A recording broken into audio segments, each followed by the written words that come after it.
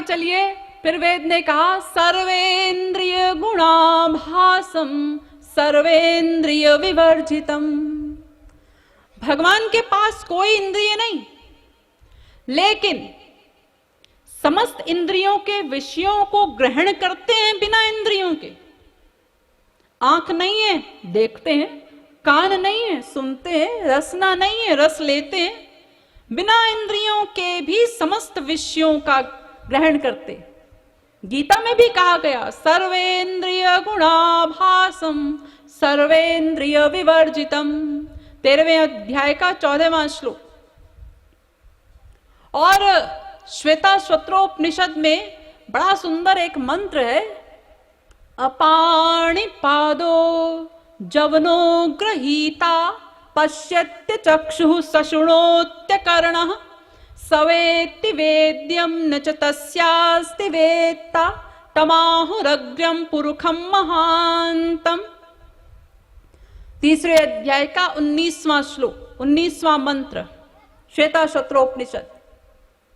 और इसी वेद मंत्र का बड़ा सुंदर अनुवाद तुलसीदास जी ने अपने रामचरितमानस में किया। उससे समझिए आप लोग।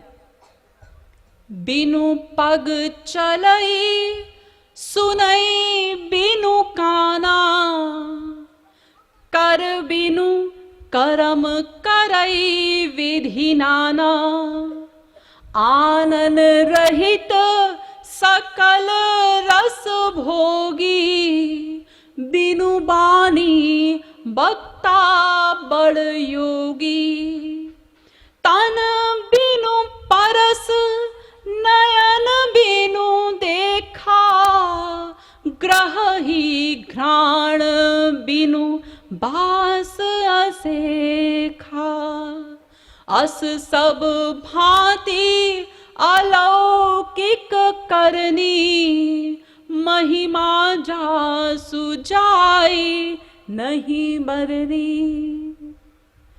ऐसी अलौकिक करनी है भगवान की, बिना किसी इंद्रिय के भी इंद्रियों के समस्त विषयों को ग्रहण करते हैं। तो ऐसी अलौकिक करनी वाले भगवान को इस लौकिक बुद्धि से कैसे समझा जाएगा। और आगे चलिए, फिर कहा वेद ने अजाय मानो बहुधा विजायते। भगवान अज हैं, उनका कभी जन्म नहीं होता। गीता में भी कहा गया अजोपि सन् अव्ययात्मा भूतानामीश्वरोपि सन्, 4थे अध्याय का 5वां श्लोक गीता। भगवान अज हैं। तुलसीदास जी ने भी कहा ब्रह्म जो व्यापक विरज अज अकल अनीह अभेद। भगवान अज हैं, उनका कभी जन्म नहीं होता। लेकिन अजाय मानो कहने के तुरंत बाद फिर वेद ने क्या कहा, बहुधा विजायते। भगवान के बहुत सारे जन्म होते हैं, एक शब्द का भी गैप नहीं है बीच में। अजाय मानो बहुधा विजायते, तुरंत अज भी है, जन्म भी होता है, अजन्मा भी है, जन्म भी लेता है। और ये जो गीता का श्लोक अभी मैंने आपको बताया ना, इसकी पहली पंक्ति वो कहती है भगवान अज है, और दूसरी पंक्ति प्रकृतिम स्वामधिष्ठाय संभवाम्यात्म मायया, ये दूसरी पंक्ति कहती है भगवान जन्म भी लेते हैं। और गीता में तो तमाम जगह पर कहा गया यदा यदा हि धर्मस्य ग्लानिर्भवति भारत। भगवान का जन्म होता है, परित्राणाय साधूनां विनाशाय च दुष्कृतां। भगवान जन्म लेते हैं। और ये जो तुलसीदास जी बोल रहे हैं ना, ब्रह्म जो व्यापक विरज अज, वही आगे चल करके फिर ये भी लिख रहे हैं जब जब होय धर्म की हानि बाढ़ही असुर महा अभिमानी तब तब हरि विविध शरीरा, हरहि कृपा निधि सज्जन पीरा। देखिए कितना विरोधाभास है ना। एक एक ग्रंथ में दो दो प्रकार की बातें लिखी गई हैं। अजन्मा भी हैं, जन्म भी लेते हैं। चलिए अब वेद से निकल करके भागवत में चलते हैं। बड़ी नीरसता है ना वेद में, बड़ा नीरस हो गया है सब कुछ। आप लोगों को भी बड़ा जोर लगाना पड़ रहा होगा यहां। भागवत में वेदव्यास जी ने एक बड़ा सुंदर श्लोक कहा जो कि विरोधाभासों से भरा पड़ा है।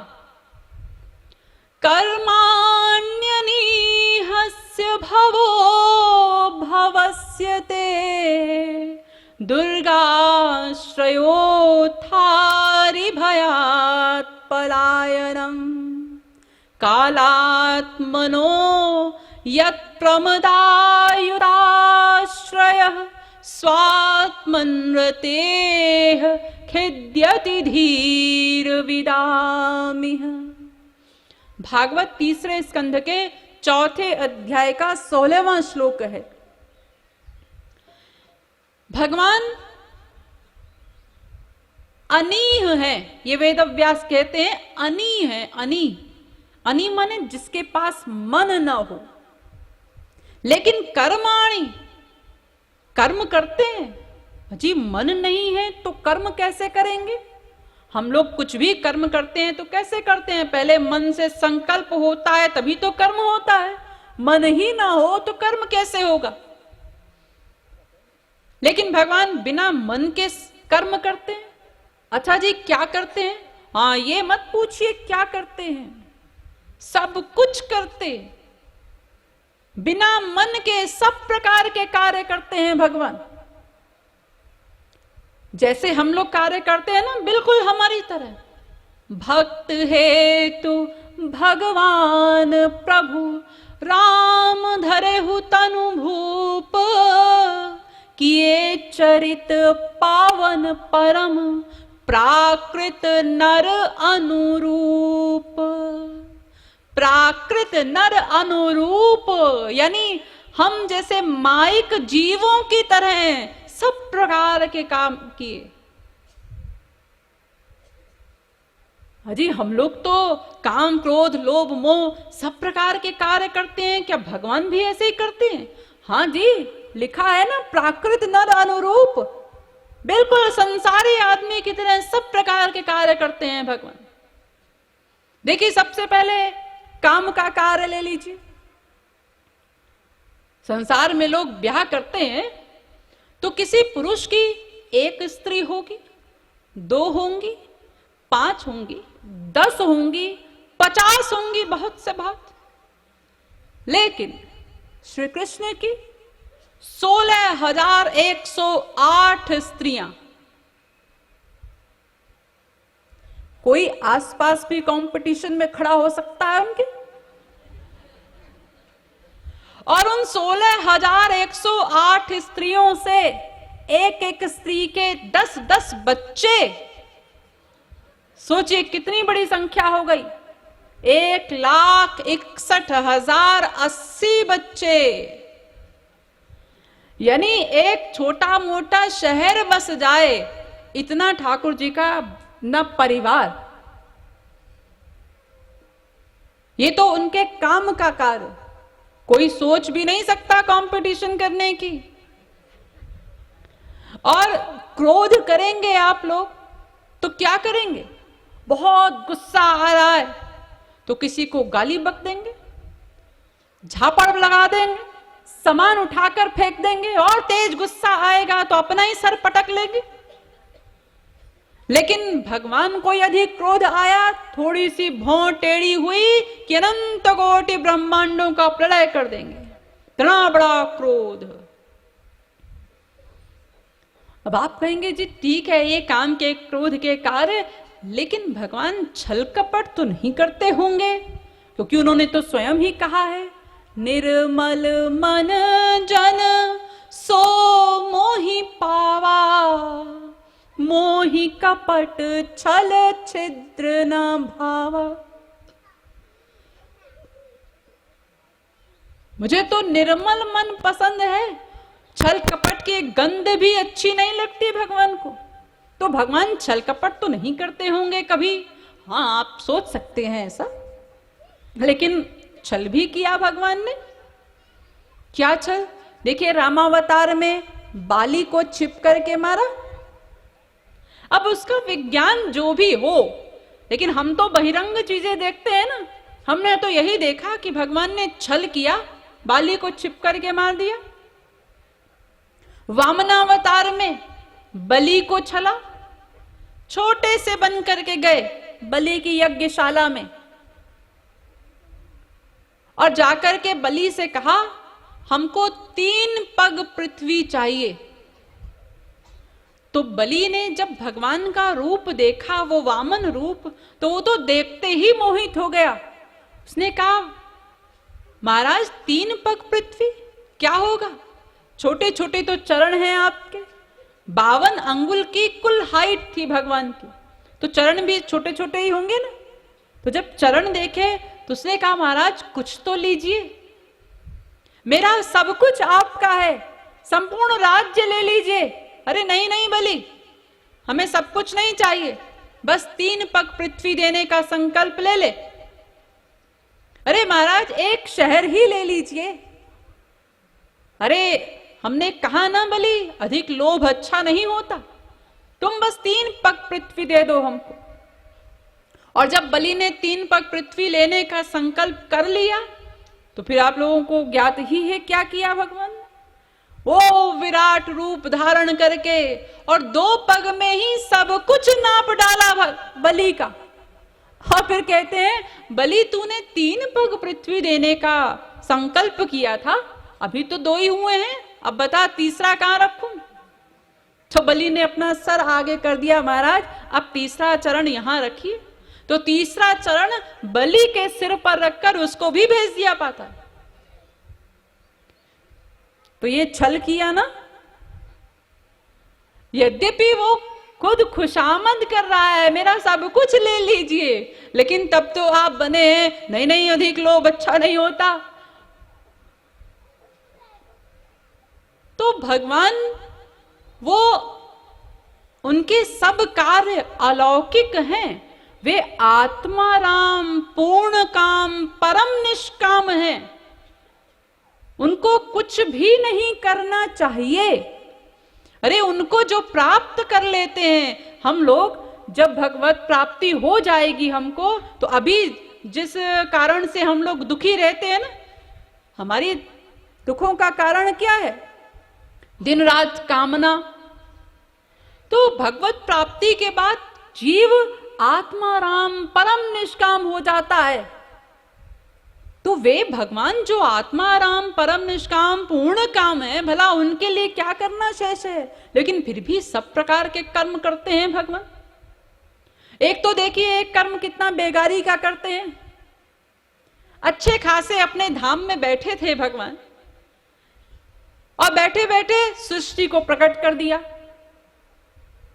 और फिर इस सृष्टि के एक एक जीव के अंतःकरण में बैठकर उसके एक एक क्षण के एक एक संकल्प को, एक एक आइडिया को नोट कर रहे हैं। ये बेगारी तो है ना। अपने अपने हृदय की हालत हम सब लोग जानते हैं कि हमारे भीतर कैसे कैसे आइडियाज चलते हैं, क्या क्या हम लोग उल जलूल सोचते रहते हैं। ऐसी मन की गति है हमारे सोचने की, तो ऐसी हालत है कि हम चाहे सत्संग में बैठे हों, महापुरुष के सामने बैठे हों, तो भी गड़बड़ अध्याय भीतर चलता रहता है, और वो सब कुछ भगवान नोट करते रहते हैं, केवल इस आशा से कि पता नहीं किस क्षण ये जीव मेरे शरणागत हो जाए। केवल इस आशा से टकटकी लगाकर देखते रहते हैं, शायद इस क्षण हो जाए। अच्छा अभी भी नहीं हुआ, शायद इस क्षण हो जाए। क्योंकि जैसे ही जीव भगवान के शरणागत होगा, तो तुरंत भगवान को बहुत सारा काम करना है। पंचक्लेश, पंचकोश, त्रिगुण, त्रिताप, त्रिदोष आदि सब से निवृत्ति करा करके और उस जीव को अनंत आनंद, अनंत प्रेम सब कुछ दे देना है।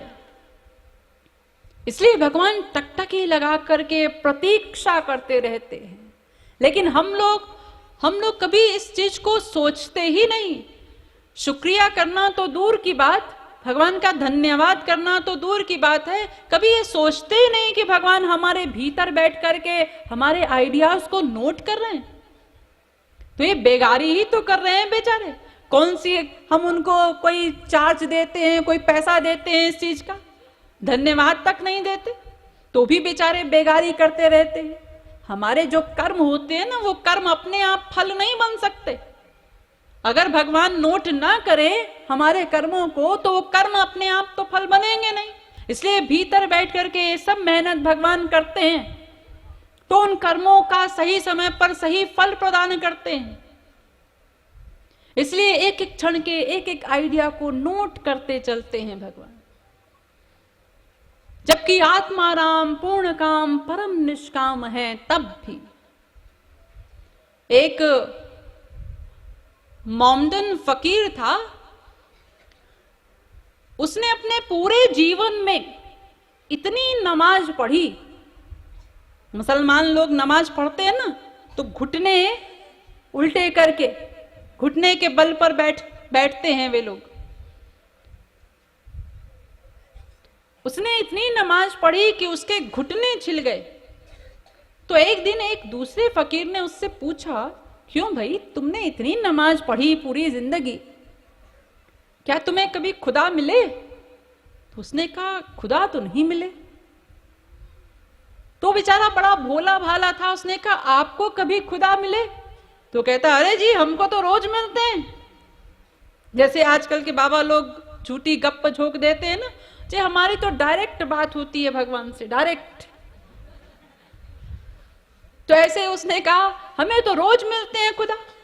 तो वो बेचारा बड़ा भोला भाला सीधा साधा था, उसने कहा, अच्छा आपको अगर खुदा रोज मिलते हैं तो हमारा एक काम करिएगा। हाँ बोलो बोलो, क्या? अब की बार जब आपको खुदा मिले तो उनसे एक बात पूछिएगा कि हमने जो पूरा जीवन इतनी नमाज पढ़ी, तो खुदा को क्या कोई नमाज पसंद आई?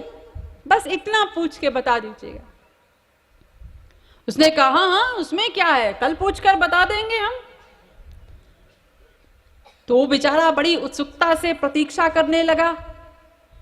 तो अगले दिन जब वो फकीर आया तो दौड़ करके गया और उसने पूछा कि खुदा मिले आपको? आपने पूछा खुदा से उनको मेरी कोई नमाज पसंद आई कि नहीं आई?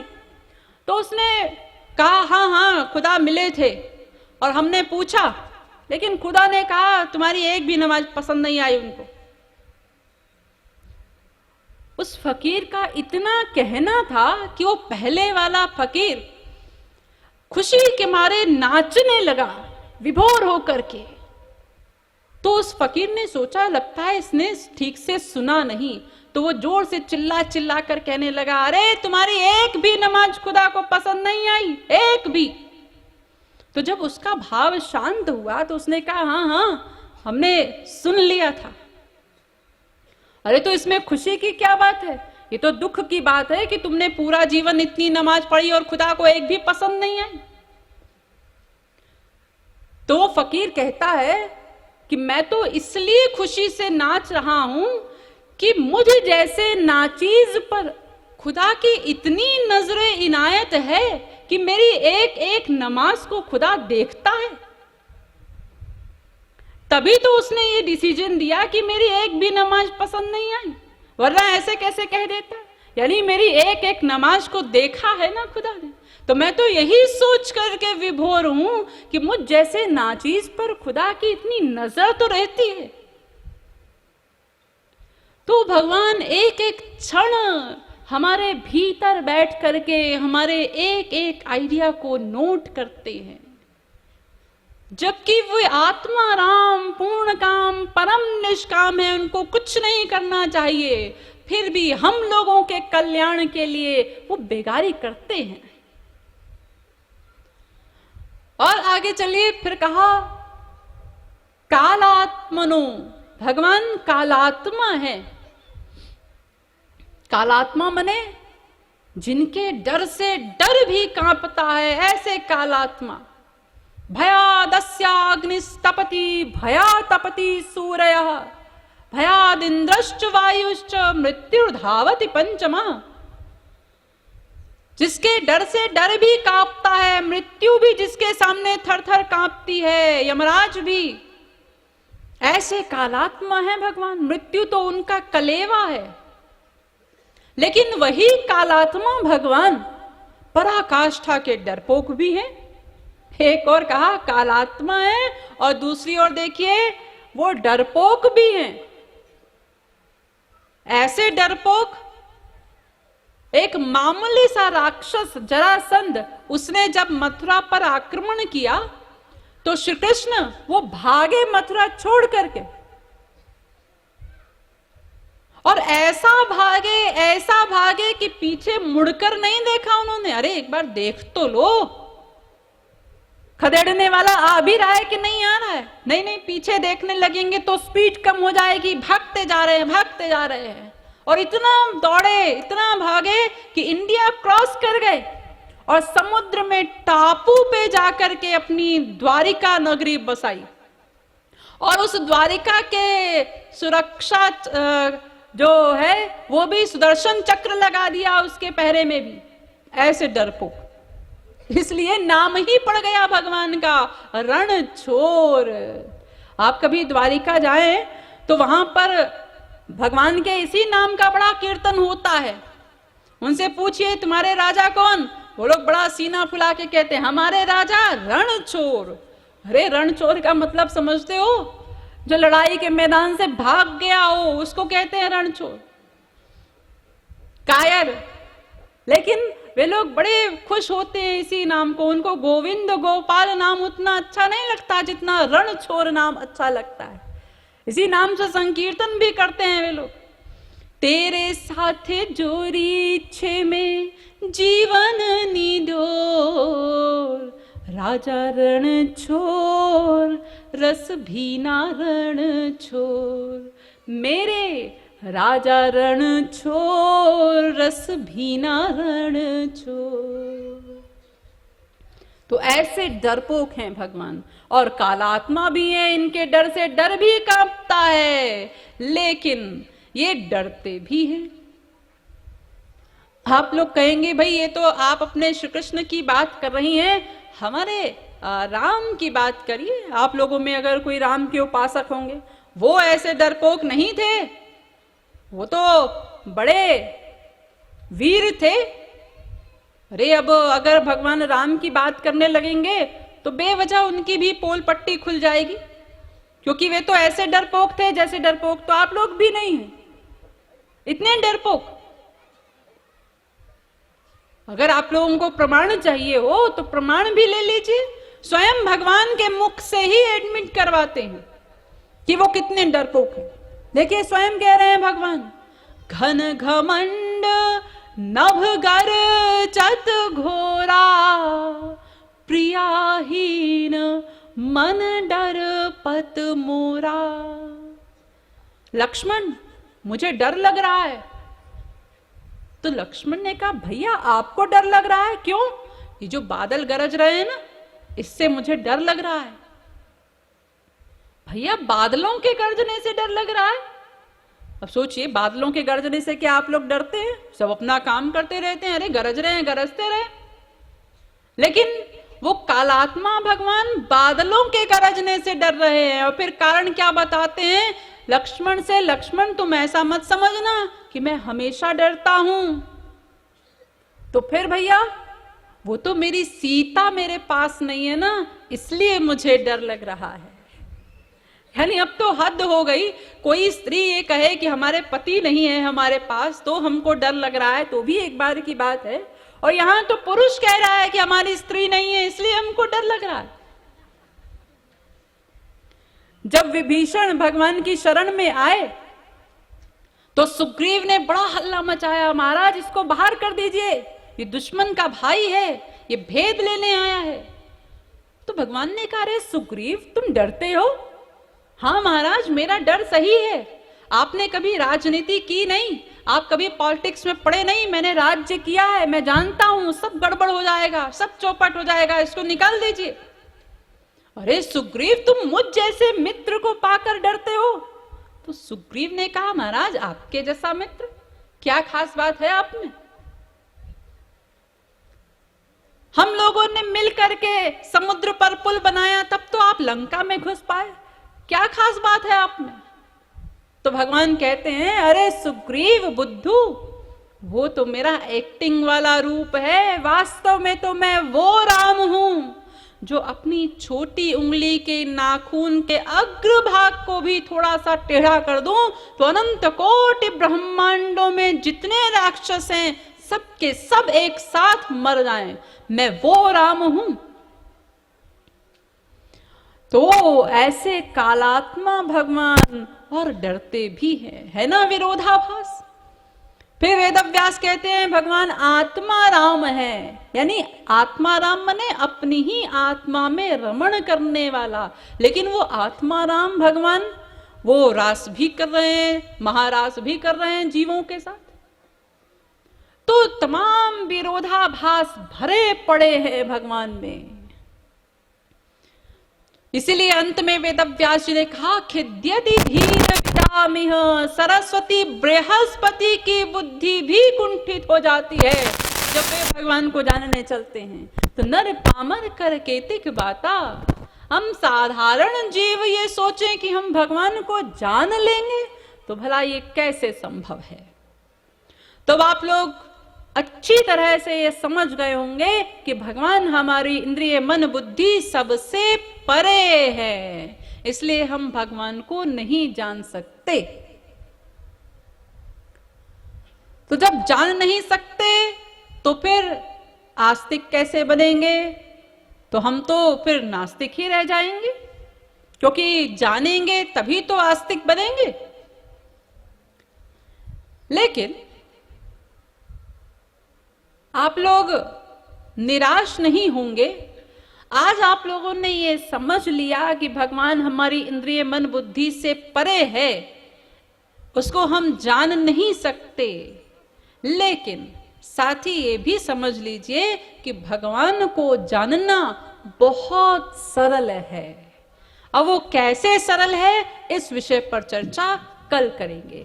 बोलिए वृंदावन बिहारी लाल की जय, श्रीमद् सद्गुरु सरकार की जय।